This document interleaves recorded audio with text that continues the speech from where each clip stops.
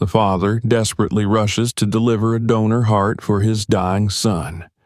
Every minute counts, but a sudden police stop turns his path to salvation into tragedy.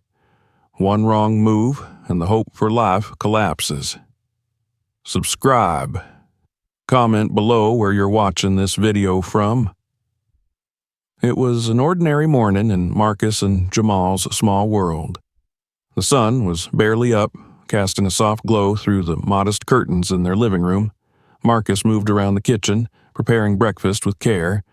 He hummed quietly as he worked, pausing every so often to listen for the sound of his son's small, still sleepy footsteps coming down the hall. In this quiet moment, Marcus felt grateful for the little things that had come to define his life since Jamal's mother had passed away. Her absence left a void that was impossible to fill, but Jamal, their bright-eyed, curious son, had brought Marcus more peace and strength than he could ever admit to anyone. Every morning was like a ritual. The father and son shared a bond forged by resilience and love, strengthened by the challenges they had faced together. Marcus was determined to make his son's life as full of joy and laughter as he could, wanting to shield Jamal from any sadness or struggle.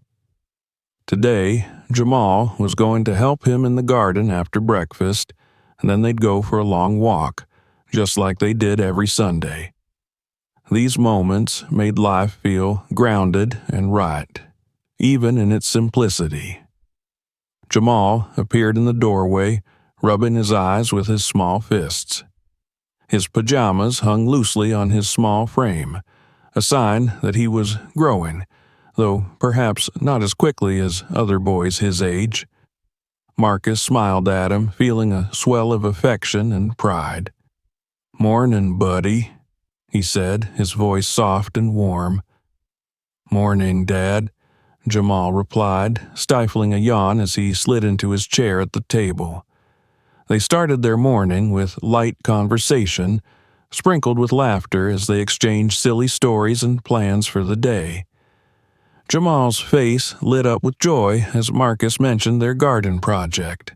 But beneath the boy's smile, Marcus couldn't shake a quiet worry that had been lingering in the back of his mind. Recently, Jamal had seemed more tired than usual, his energy not quite as endless as it once had been. Marcus dismissed it as a growth spurt or a phase, but as a father he couldn't entirely ignore it. After breakfast, they went outside. Jamal's laughter filled the air as he chased a butterfly around the garden, his giggles lighting up the morning. But as he sprinted across the lawn, his pace slowed, and he suddenly stopped, bending over and placing his hands on his knees. Marcus's heart skipped a beat as he watched his son struggle to catch his breath. He was by Jamal's side in an instant, his hands resting on the boy's shoulders, his eyes filled with concern. "What's wrong, Jamal? Are you feeling okay?" Jamal looked up, his face pale, his breaths shallow and quick. I don't know, Dad. I just feel tired." Marcus felt a cold dread creeping over him, but he forced himself to smile and keep his tone light. "Maybe we've been working too hard, huh? Let's take a break." But the fear gnawed at him, refusing to let go. The garden project was forgotten as Marcus ushered Jamal inside, settling him on the couch with a glass of water. He sat beside his son, watching him closely, the worry etched across his face. He tried to mask it, but his mind raced with thoughts he didn't want to entertain. Jamal was young, and kids got tired sometimes, that's all it was. He'd been growing so fast, and surely this was just his body adjusting. But Jamal's energy didn't return that day, nor the next. Over the following week, the boy's normally vibrant spirit seemed dimmed. He no longer chased butterflies in the garden or stayed up late reading his favorite comic books. He became withdrawn and quiet, and his skin took on a pallor that Marcus had never seen before.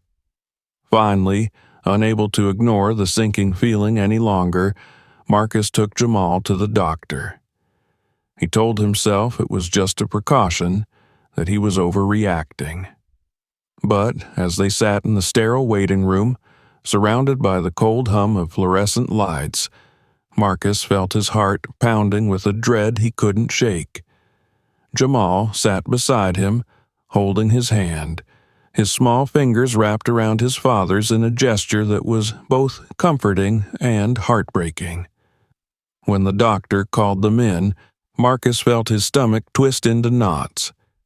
He held Jamal's hand tightly as they entered the examination room, where the doctor greeted them with a warm smile. The examination was thorough, but the doctor's expression grew more serious as it went on. Marcus watched him closely, his heart sinking with every passing minute. After a series of tests, they were finally called back into the doctor's office. The doctor sat behind his desk, his face solemn, his eyes sympathetic as he looked at Marcus and then at Jamal. The words that followed felt like they shattered the world Marcus had so carefully built. "Mr. Adams," the doctor began, his voice gentle yet grave, "your son has a congenital heart condition. It's rare, and it's very serious." The room seemed to close in around Marcus. He could feel his heart pounding in his chest, his mouth dry, as he tried to process what he was hearing. He held Jamal's hand tightly, feeling the small, fragile bones beneath his fingers.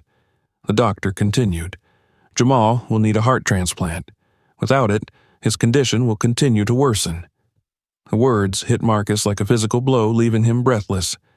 He looked at Jamal, who was watching him with wide, frightened eyes, sensing the gravity of the conversation even if he didn't fully understand it.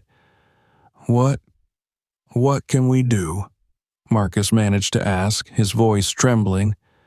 The doctor explained the process, the waiting list, and the challenges they would face. Marcus listened in stunned silence, feeling the weight of each word. The chances of finding a suitable donor were slim, and even if they did, it could take months, maybe even longer. Every second counted, and yet they were at the mercy of a system beyond their control. After the appointment, they returned home in silence. Jamal seemed subdued, his usual questions and curiosity replaced by a quiet sadness that broke Marcus's heart. That night, as he tucked Jamal into bed, he sat by his side for a long time, holding his hand and stroking his hair. Jamal looked up at him, his eyes shining with a mixture of fear and trust. "Am I going to be okay, Dad?" he asked, his voice barely a whisper. Marcus forced a smile, though his own eyes burned with unshed tears. "Of course, buddy. I'm going to make sure you get better, I promise." But as he sat beside his son, watching him drift off to sleep, Marcus felt a crushing weight settle on his shoulders. The fear of losing Jamal, the one bright spot in his life, was almost more than he could bear. He stayed by his side long into the night, vowing silently to do whatever it took to save his son. In the days that followed, Marcus threw himself into researching heart transplants, trying to understand the process, the options, and the obstacles. He spent hours reading articles, reaching out to support groups and speaking to specialists, driven by a desperation that grew with each passing day. He learned that the wait for a donor could be excruciatingly long, that they might not find a match in time. And, as he delved deeper, he realized that their best hope might lie outside their country, where the wait lists were shorter and the chances of finding a donor were slightly better. Despite the odds, Marcus refused to give up. Jamal was all he had, and he was determined to fight for him. He didn't tell his son about the complexities of the situation or the slim chances they faced. Instead, he kept his tone light and hopeful, reassuring Jamal that everything would be okay, even as his own heart ached with fear and uncertainty. The days blurred together after Jamal's diagnosis, each one weighed down by the urgency of his condition and the slow, grinding reality of waiting. Every morning, Marcus awoke to the sound of Jamal's gentle breathing and, for a brief moment, forgot the heavy truth that now defined their lives. But then he would remember, and the fear would flood back, knotting his stomach and tightening his chest. The minutes seemed to pass with agonizing slowness, yet each tick of the clock felt like a countdown to something he dared not imagine. Jamal's condition had become a silent shadow over everything they did. The once lively house was now filled with hushed voices, whispered reassurances, and forced smiles.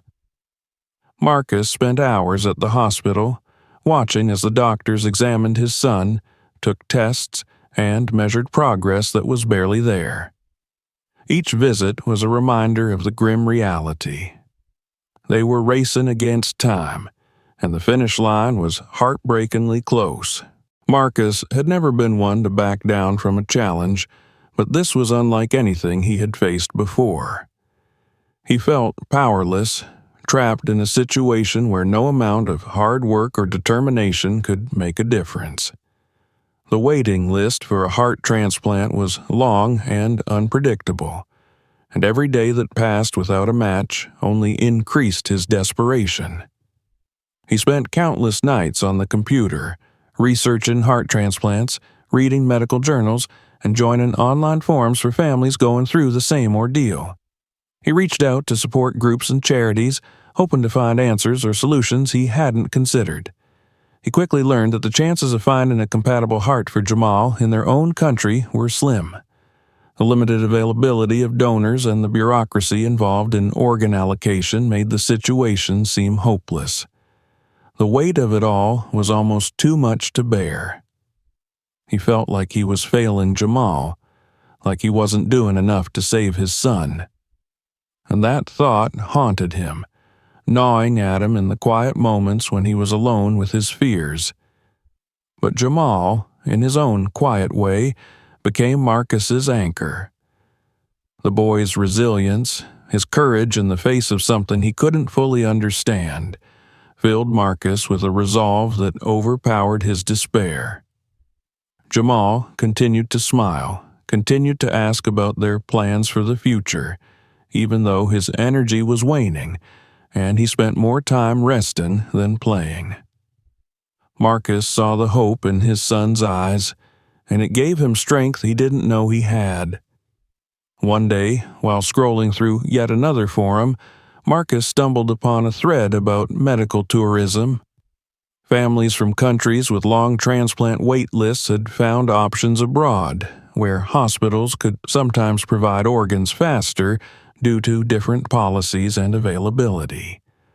The prospect of traveling overseas for Jamal's transplant filled Marcus with a renewed sense of purpose. It was risky, and it would require an immense amount of money and planning, but he was willing to do anything if it meant giving his son a chance to live. He began researching clinics in Europe that specialized in pediatric heart transplants.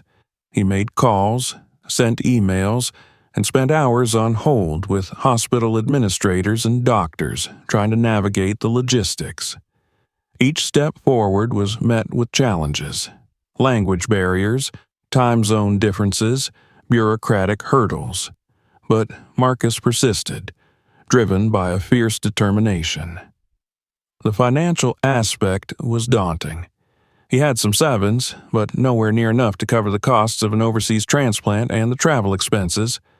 In a moment of desperation, he had reached out to a local charity that provided assistance to families in need of medical care. Explaining his situation to the charity representative was one of the hardest things he had ever done. Admitting that he couldn't save his son on his own, that he needed help, made him feel vulnerable in a way he hadn't expected. The representative was kind, listening patiently as Marcus poured out his story. She promised to see what could be done, and connected him with other organizations that might be able to assist. Marcus left the conversation feeling a glimmer of hope. The charity couldn't cover everything, but they could provide some support, and that was a start. As the days passed, Marcus received a call from one of the European clinics he had contacted. They had reviewed Jamal's case and determined that he was a candidate for a heart transplant. They even had a potential donor lined up, but Marcus needed to act quickly. The clock was ticking, and he had to make a decision. Without hesitation, he agreed to the procedure. It would require him to travel to Europe to bring back the donor heart himself, a responsibility that both terrified and empowered him. The doctors explained the risks and the protocols he would need to follow, but Marcus's mind was already made up. He was willing to do whatever it took. Jamal was too weak to make the journey, so Marcus would go alone, leaving his son in the care of his sister, who had flown in to help. The night before his departure, Marcus sat by Jamal's bedside, watching the slow rise and fall of his chest. The boy's face was pale, his eyelids fluttering as he dreamed. Marcus felt a lump rise in his throat, and he reached out to gently stroke Jamal's hair. "Dad?" Jamal's voice was barely a whisper as he opened his eyes and looked up at him. "Are you going somewhere?" Marcus forced a smile, nodding as he squeezed his son's hand. "Yeah, buddy, I have to go pick something up, but I'll be back before you know it." Jamal looked at him, his gaze steady and trusting. "Will it help me get better?" Marcus's heart ached at the hope in his son's eyes. He wanted to promise him the world, to tell him that everything would be okay, but the words caught in his throat. Instead, he nodded, his voice thick with emotion. "Yes, Jamal, I'm going to make sure you get better." They spent the rest of the night talking quietly, sharing stories and memories. Jamal's laugh was soft, but it filled Marcus with a warmth that eased his fears. When Jamal finally fell asleep, Marcus stayed by his side, watching him, memorizing every detail of his face, every breath he took. The love he felt for his son was boundless, and he knew that this journey, as frightening as it was a small price to pay for the chance to save him. The following morning, Marcus said goodbye to Jamal and his sister. He felt a pang of guilt as he saw the worry in her eyes, but he knew he had no other choice. This was the only way. As he boarded the plane, he looked out the window, watching the city fade into the distance. His heart pounded with a mixture of fear and determination. He was embarking on a journey that would push him to his limits, but he knew that every second, every sacrifice was for Jamal. The hours on the plane were long and filled with restless thoughts. Marcus tried to focus on the logistics of the transplant, the procedures he would have to follow, and the timeline he needed to stick to. But every time he closed his eyes, he saw Jamal's face, pale and fragile, waiting for him to return. The thought of failing, of not being able to keep his promise, was unbearable. When he finally arrived in Europe, he was met by a representative from the hospital. The city was bustling and unfamiliar, a world away from the life he and Jamal had built together. But there was no time for hesitation. He went through the necessary procedures, met with the doctors, and received the container that held the precious, life-saving heart. The weight of responsibility settled heavily on him as he listened to the instructions on how to care for the heart during transport. Every minute mattered, and there was no room for error. As he held the container, he thought of Jamal waiting for him back home. This heart was more than just an organ. It was a second chance, a lifeline that could pull his son back from the edge. The journey home would be grueling, but Marcus was ready. For Jamal, he would move mountains. Leaving the hospital, He felt a surge of hope. He was on a mission, one that was filled with risk and uncertainty, but it was a mission of love. He was bringing back the gift of life for his son, and nothing could stop him now. The airport buzzed with the steady hum of voices, the clattering of luggage wheels, and the drone of announcements in multiple languages. Marcus stood at the gate, clutching the container with the donor heart to his chest, feeling its weight both physically and emotionally. In his hands was Jamal's lifeline, the one thing that could pull his son back from the brink. Every second mattered, and every glance at the clock made Marcus's heart race with urgency. The journey had been exhausting, but Marcus couldn't let his fatigue show. He'd spent hours at the hospital, speaking with the doctors, signing papers, and absorbing detailed instructions on handling the container. They had explained every step he would need to take, from monitoring the container's temperature to ensuring it was upright and secure. The pressure of responsibility weighed on him heavily. One mistake, one moment of carelessness, and everything he'd fought for could be lost. As he waited for his flight, Marcus couldn't help but let his mind wander to Jamal. He pictured his son lying in his hospital bed back home, his chest rising and falling with each fragile breath. Every time he closed his eyes, he could see Jamal's face, his hopeful smile, the trust in his eyes when he had asked, "Will this help me get better, Dad?" Marcus had promised him that it would, and he couldn't bear the thought of breaking that promise. Lost in thought, Marcus was jolted back to the present by the boarding announcement. He took a deep breath, adjusting his grip on the container as he joined the line. As he moved forward, his eyes darted around, vigilant, almost paranoid, watching every passerby and every bag. The enormity of his task was suffocating, and he felt as though the slightest jostle or accidental bump could spell disaster. Once on the plane, Marcus carefully stowed the container under his seat, following the doctor's instructions to the letter. His mind ran over the timeline they had given him. Every hour counted, and he couldn't afford any delays. He had coordinated with the doctors back home.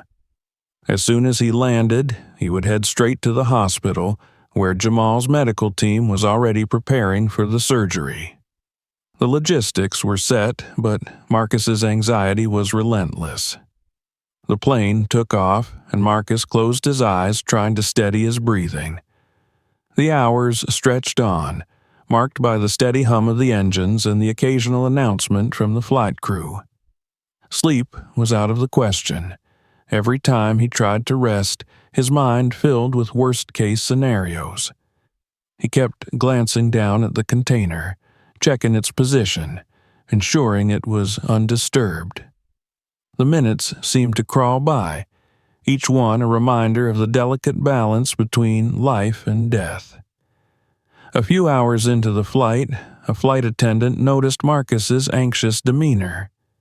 She approached him with a gentle smile, her gaze flicking to the container at his feet. "Sir, is everything all right? Can I get you anything?" she asked softly. Marcus forced a smile, shaking his head. "No, thank you. I'm just trying to get home as quickly as I can." The flight attendant nodded, seeming to understand more than he had expected. "It looks like you're carrying something important," she said, her voice kind. "Is it for a loved one?" Marcus hesitated, the weight of the journey pressing on him even more heavily now that he was voicing it out loud. "Yes," he whispered, "for my son." The flight attendant's face softened with sympathy. She placed a comforting hand on his shoulder. "We'll do everything we can to make sure you get there on time," she assured him before moving on to assist another passenger. Her words provided a small measure of comfort, but Marcus knew that time was their biggest enemy. As the flight continued, he remained vigilant, counting down the hours and praying that they wouldn't encounter any delays. He replayed every detail of the doctor's instructions in his mind, focusing on each step to keep his anxiety at bay. Finally, after what felt like an eternity, the plane began its descent. Marcus's heart raced with a mixture of relief and tension. He checked the container once more, ensuring it was secure, and braced himself for the next leg of his journey. The airport where they landed was crowded, and Marcus fought against the surge of passengers, his mind singularly focused on getting to the hospital as quickly as possible. He moved through customs with an urgency that caught the attention of the officers. One of them pulled him aside, his face stern and suspicious as he glanced at the container Marcus held so protectively. "Sir, may I ask what's in the container?" the officer asked, his tone firm. Marcus felt his heart skip a beat. He explained the situation as calmly as he could, his voice wavering with desperation. The officer examined him for a long moment before nodding, waving him through with a look of sympathy. "Good luck, sir," he said quietly. "I hope your son gets better." Marcus nodded, unable to speak as he hurried toward the exit. Outside, he hailed a taxi, his hands trembling as he gave the driver the hospital address. The city blurred by in a whirlwind of lights and traffic, but Marcus's gaze remained fixed on the road ahead, silently willing the car to move faster. Halfway to the hospital, they hit a traffic jam. The minutes ticked by, each one a sharp reminder of how little time they had left. Panic surged within Marcus as he glanced at his watch, his fingers tapping restlessly against the container. "Is there any way to go round this?"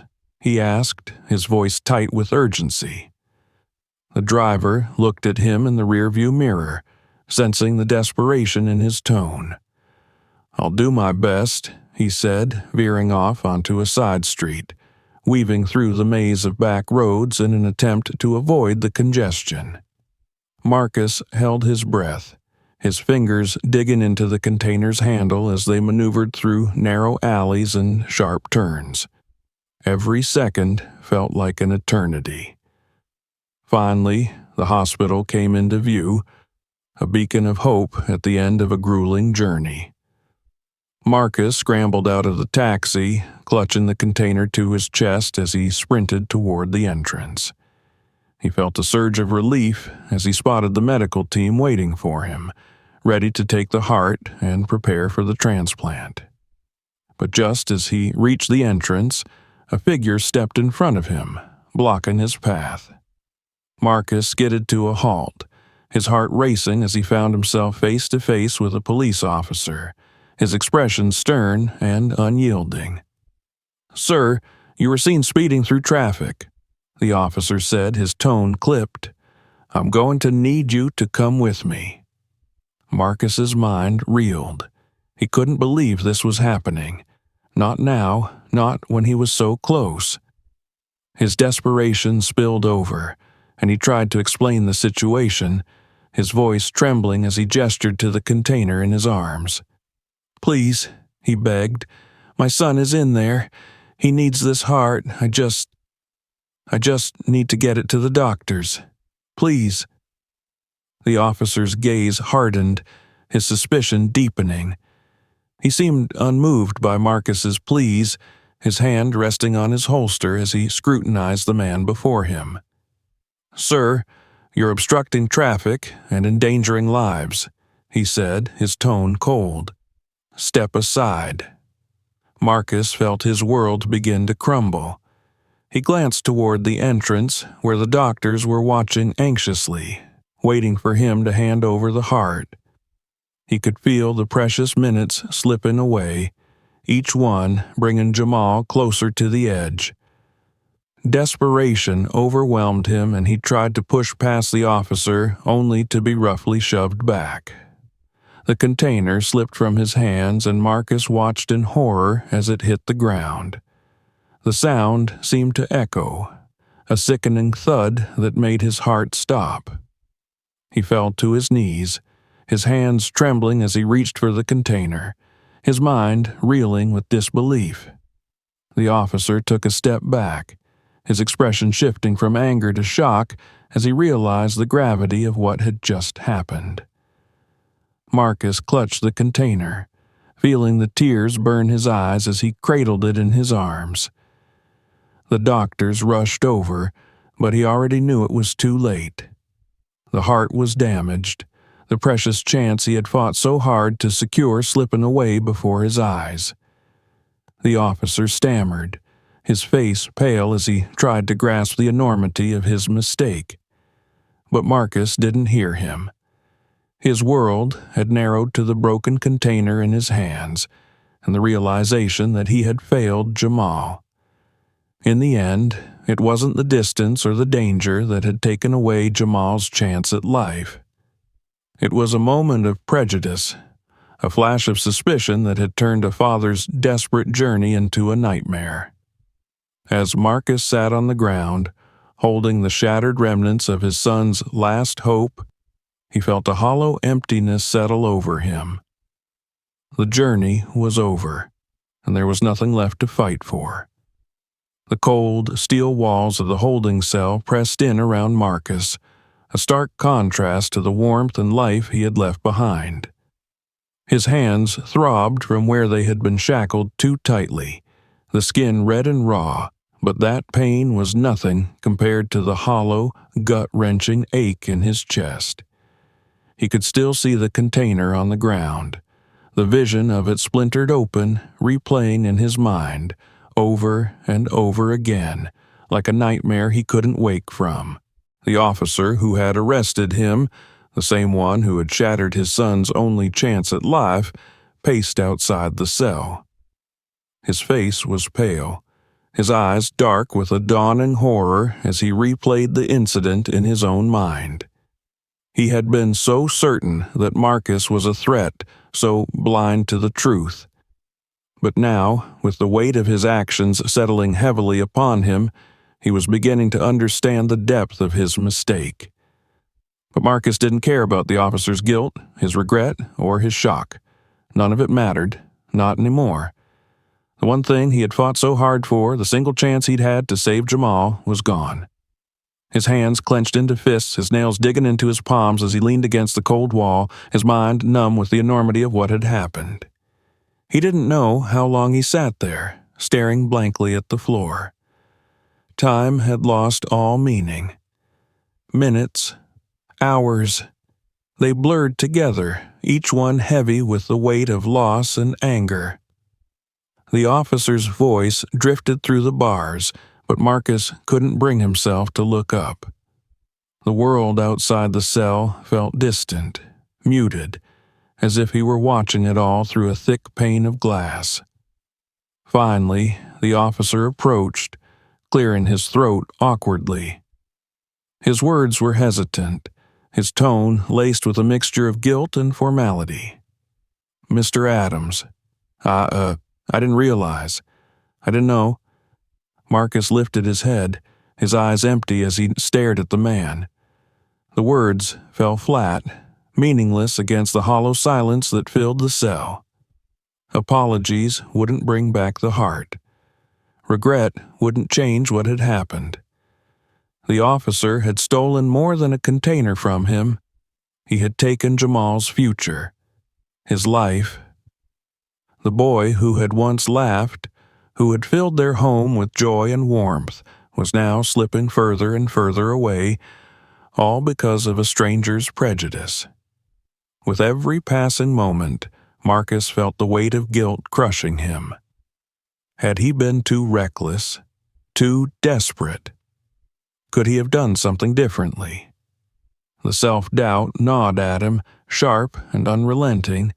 He had promised Jamal that he would bring him a new heart, that he would make everything better. He had assured him with all the certainty a father could offer that he would be okay. But he had failed. The officer lingered outside the cell, shifting uncomfortably, his face pale. He opened his mouth to speak, but Marcus cut him off, his voice cold and low. "Go away," he whispered, his words laced with a simmering fury.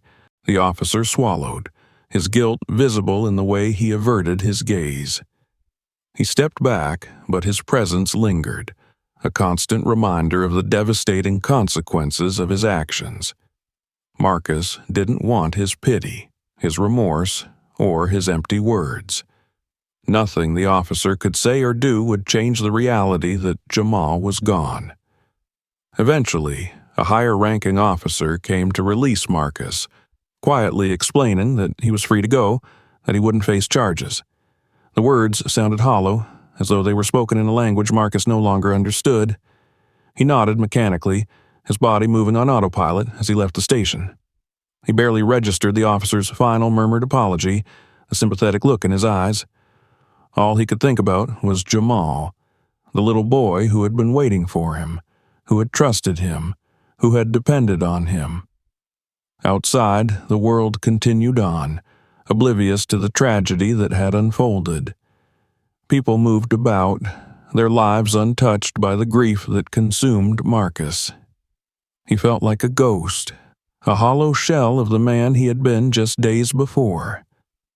The city lights blurred as he walked through the streets, each step heavy with the weight of loss. When he finally returned to the hospital, his sister was waiting for him. Her face crumpled when she saw him, tears streaming down her cheeks as she embraced him. She didn't need to ask what had happened. The look in Marcus's eyes said it all. Together, they walked down the sterile hospital corridors, the silence punctuated only by the distant hum of machinery and the faint beeping of monitors. When they reached Jamal's room, Marcus hesitated, his heart breaking all over again as he looked through the small window.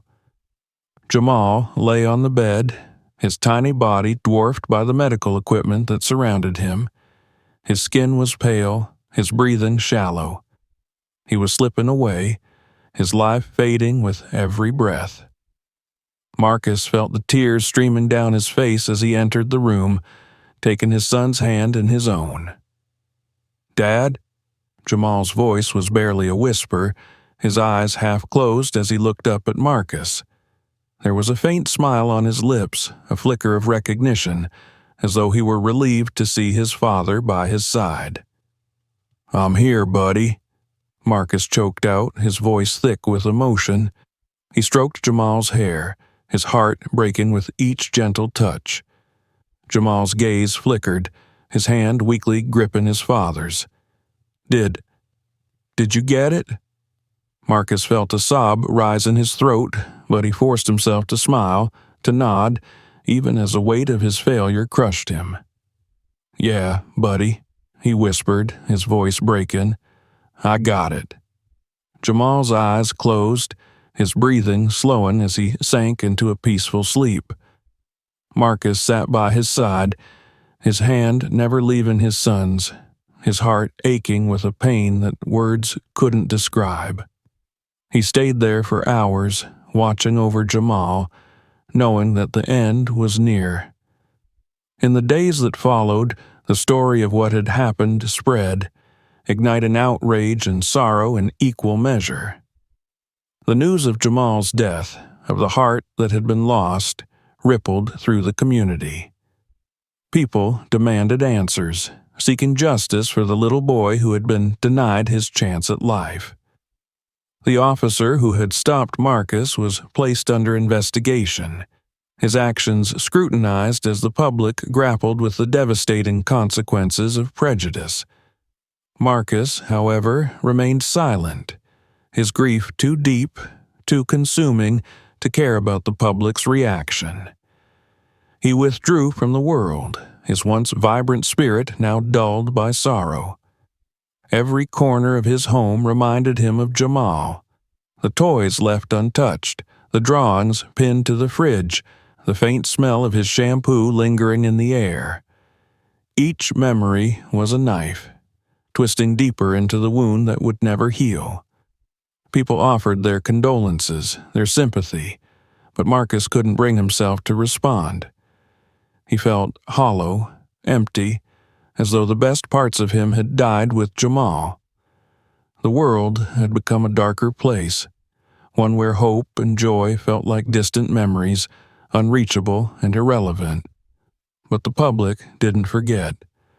They took up his story, his pain, and turned it into a call for change.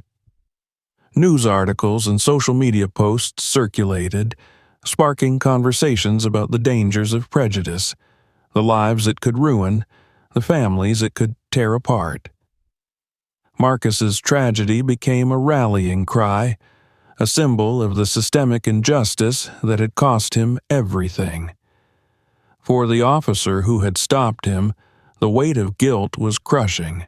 He couldn't escape the reality of what he had done, the knowledge that his own fear and prejudice had stolen a life. Every day he relived the moment when he had stopped Marcus, when he had let his assumptions cloud his judgment. He replayed Marcus's pleas, his desperation, the hope in his eyes, and felt the shame of his actions like a heavy burden that he could never put down.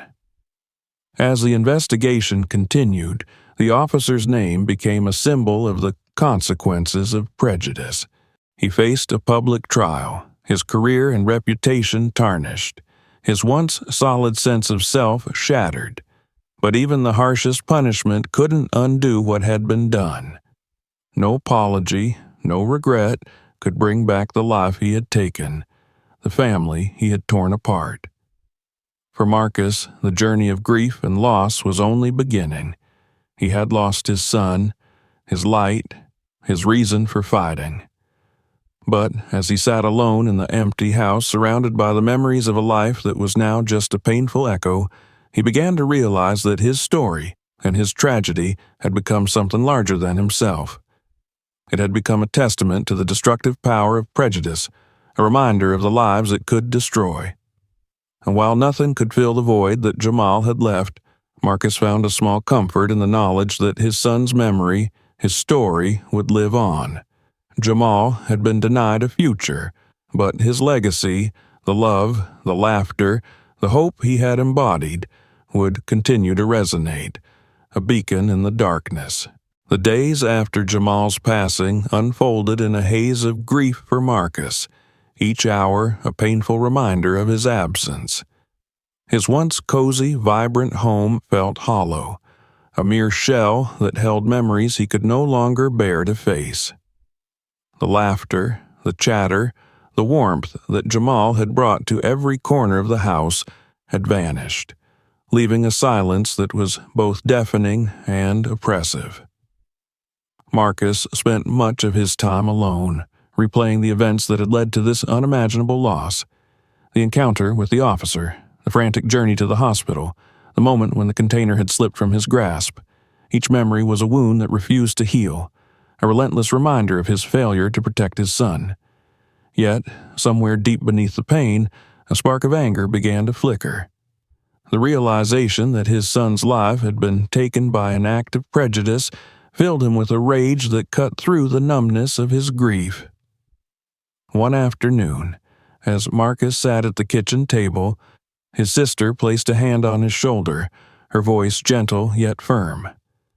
"You have to do something, Marcus. You can't let Jamal's death be in vain." He looked up at her, the weight of her words slowly sinking in. She was right. He couldn't let his son's life be reduced to a tragic mistake, a footnote in a story of systemic injustice. Jamal deserved more than that. He deserved justice. And so did every other family who had suffered due to the same prejudices that had stolen his son. The first step was difficult. Summoning the strength to confront the world felt impossible, yet Marcus knew that he had to try. He began by reaching out to a lawyer, a kind woman named Eleanor who listened to his story with empathy and understanding. She had a reputation for taking on cases that others deemed too challenging, and as she listened to Marcus recount the events leading to Jamal's death, she assured him that he wasn't alone in his fight. "This isn't just about you, Marcus," she said, her tone resolute. This is about making sure no one else has to go through what you've endured. Together, they began to build a case against the police department, seeking accountability for the officers' actions. Eleanor explained the process to Marcus, detailing the hurdles they would face, the legal intricacies, and the obstacles posed by a system that often protected its own. But Marcus was determined. The grief that had once paralyzed him now fueled his resolve, driving him forward with a fierce sense of purpose. Word of the case spread quickly, and Marcus's story began to capture the public's attention. News outlets picked up the story, highlighting the tragic loss of a young boy whose only hope for life had been crushed by a moment of prejudice. Journalists and activists reached out to Marcus, offering their support and sharing his story with the world. Social media buzzed with discussions, the hashtag #justice for Jamal trending as people from all walks of life rallied behind him. The response was overwhelming, yet empowering. Marcus found himself at the center of a movement he had never intended to start. Messages poured in from families who had faced similar losses, each story a painful reminder of the shared suffering that had gone unrecognized for far too long. People organized rallies demanding justice not only for Jamal, but for every victim of discrimination and systemic bias. His pain had become a symbol, a call to action, and Marcus felt a surge of purpose amid the tragedy. As the case moved forward, Marcus was called to testify in court, his voice trembling as he recounted the events of that day. He spoke of the desperation he had felt, the hope he had carried, and the devastation of watching his son's last chance at life slip away. The courtroom was silent as he described the moment the officer had stopped him, the cold indifference in his eyes, the unyielding hand that had shattered his world. Across the room, the officer sat with his head bowed, his face pale and drawn. The weight of the public's anger, of the grief he had caused, was written plainly in his features. He looked like a man haunted by his actions, yet Marcus felt no sympathy. The officer's regret was a poor consolation for the life he had taken, the family he had destroyed. During cross-examination, the defense lawyer attempted to shift the blame, suggesting that Marcus had been reckless, that he had endangered others by speeding. The insinuation was clear. They wanted to portray Marcus as a desperate, irrational man who had been the architect of his own misfortune. Marcus's jaw tightened, anger simmering beneath the surface. He fought to keep his composure, but the implication stung, a fresh wound layered over the pain of loss. Eleanor intervened, her voice calm but firm, as she reminded the court of the heart that Marcus had carried, the life-saving gift that had been stolen by a single act of prejudice. Outside the courtroom, the officer faced a torrent of criticism. In the end, Marcus knew that his fight was far from over. Jamal's story had sparked a movement, a call for change that would continue long after the trial. And while the pain of his loss would never fade, he found a small comfort in the knowledge that his son's legacy would live on, a beacon of hope and resilience in a world that so desperately needed it. The months following the trial were a blur of media attention, public events, and endless conversations about reform and accountability. For Marcus, each day felt like a balancing act between public duty and personal grief. While he had become a symbol of resilience, someone who had turned his pain into a call for change, inside he was still a father without his son, a man grappling with an emptiness that no court verdict could ever fill. His home had become a sanctuary and a prison, a place filled with memories of Jamal that brought both comfort and pain. He would often find himself standing in Jamal's room, his hand brushing against the toys and books his son had left behind, the walls still decorated with drawings and posters that reflected the brightness and innocence Jamal had brought to their lives. Each time he entered that room, he felt a pang of longing, a reminder of all the moments that would never be. The public's support had been unwavering, with letters and messages of sympathy pouring in from people he had never met. They spoke of how Jamal's story had touched them, how it had opened their eyes to the destructive power of prejudice. But no matter how much solace they tried to offer, Marcus's heart remained heavy, burdened by the knowledge that his son was gone forever. One afternoon, as Marcus sorted through yet another stack of letters, he came across an unexpected note. The handwriting was neat and careful, the envelope unmarked. Curious, he opened it and read the short message inside. "Mr. Adams, I know I don't deserve forgiveness, but I need to speak with you. Please give me a chance to say what I could not say before. Officer Daniels." Marcus's hand froze, his heart pounding as he reread the words. Officer Daniels, the man who had been responsible for the chain of events that had taken Jamal's life. The man who had stood in court, head bowed, listening to every painful detail of what his actions had cost. The idea of meeting him brought a surge of anger, but also a flicker of something else. Curiosity, perhaps, or the faintest glimmer of closure. He wrestled with the decision for days, torn between the desire to confront the man who had caused him so much pain and the instinct to protect himself from any further hurt. But as he reflected on the impact Jamal's story had had on others, he realized that there might be value in facing Daniels and hearing what he had to say. Marcus had spent months advocating for change, for understanding, and he knew that he couldn't truly promote forgiveness and growth without at least considering it himself. With a heavy heart, Marcus finally agreed to meet Officer Daniels. They arranged to meet in a quiet park, away from the prying eyes of the media.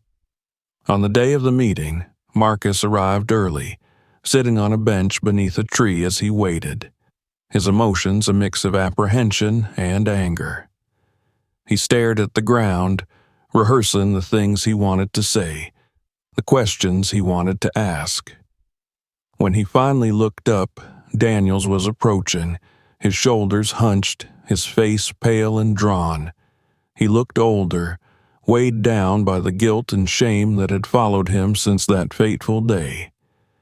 As he reached the bench, he hesitated, seeming uncertain of whether he was welcome. Marcus gestured for him to sit, his expression unreadable as he watched the man who had changed his life forever.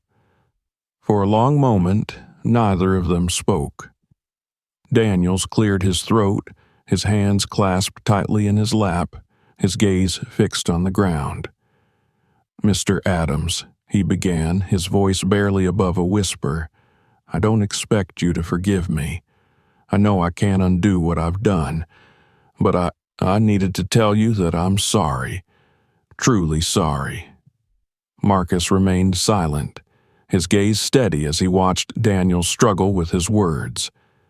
There was a sincerity in his tone that surprised him, a rawness that hinted at the depth of his remorse.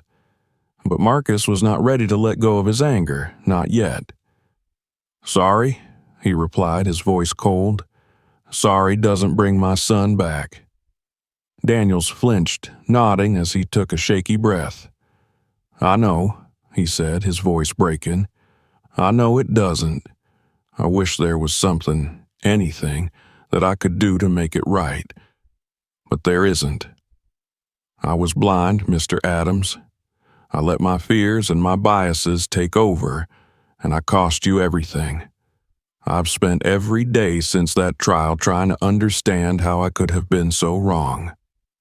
The sincerity in Daniel's voice cut through Marcus's defenses, stirring something in him that he hadn't expected. He had spent so long viewing this man as a villain, a monster whose prejudice had stolen his son. But now, sitting across from him, Marcus saw a broken man, a man haunted by his own actions, grappling with a guilt that would never leave him. "Why now?" Marcus asked, his voice quiet. "Why come to me now, after everything that's happened?" Daniels looked down, his hands trembling. "Because I couldn't live with myself without trying to make amends, however small. Because I know I owe you this, an explanation, an apology, even if it's not enough. You deserve to know that I see my mistakes, that I understand the harm I've done." Marcus felt the weight of Daniel's words settle over him, mingling with his own grief and anger. He had wanted to hate this man, to blame him for everything, but now he was beginning to see the complexity of the situation. He could see that Daniels, too, was suffering, his life irrevocably changed by a single, terrible choice. The silence between them stretched, filled with unspoken words, emotions too raw to be put into language. Finally, Marcus spoke, his voice soft, filled with a pain that he could no longer hide. "I lost my son," he said, his voice breaking. "Jamal was everything to me, and now he's gone because you saw me as a threat instead of a father trying to save his child. How do I forgive that?" Daniel's eyes filled with tears as he nodded, his voice barely audible. "I don't know," he admitted. "I don't think I deserve forgiveness, but I hope that one day you can find peace, that somehow you can move forward, even if I don't deserve to be a part of that." Marcus sat in silence, his heart torn between anger and the faintest glimmer of compassion. He didn't know if he could ever truly forgive Daniels, but he understood that holding on to his rage was a burden that would only weigh him down. Jamal's life had become a symbol of change, a catalyst for growth and understanding, and Marcus wanted to honor that legacy. He wanted to live in a way that would make his son proud. "I don't forgive you," he said quietly, his voice steady. "But I can try to let go of my hatred. Not for you, but for Jamal. He deserved a world without anger and prejudice, and if I can help create that, then maybe his death won't have been in vain." Daniels nodded, his face etched with a sorrow that mirrored Marcus's own. He stood slowly, extending a hand, his voice filled with gratitude. "Thank you, Mr. Adams, for listening, for giving me a chance to apologize." Marcus hesitated, then reached out, shaking the man's hand. It was a small gesture, but it felt monumental, a step toward healing, however painful. As Daniels walked away, Marcus felt a weight lift, a sense of closure that he hadn't thought possible. In the days that followed, Marcus found a new sense of purpose. He continued his advocacy work, speaking out against prejudice and sharing Jamal's story as a reminder of the cost of fear and hatred. He became a voice for change, using his grief as fuel to fight for a world where children like Jamal could grow up without fear, without the barriers of prejudice that had taken his son. In the quiet moments when the world fell silent and the weight of loss settled over him, Marcus would sit by Jamal's window, looking out at the garden where his son had once played.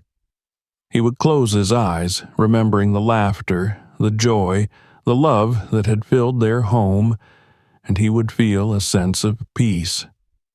Jamal was gone, but his legacy lived on, a beacon of hope in a world that so desperately needed it.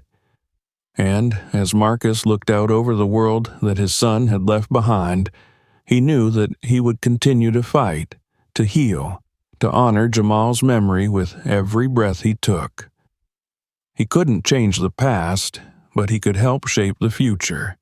And in that promise, in that hope, Marcus found the strength to carry on. Subscribe so you don't miss new stories, and check out other videos on the channel. Thanks for being with us.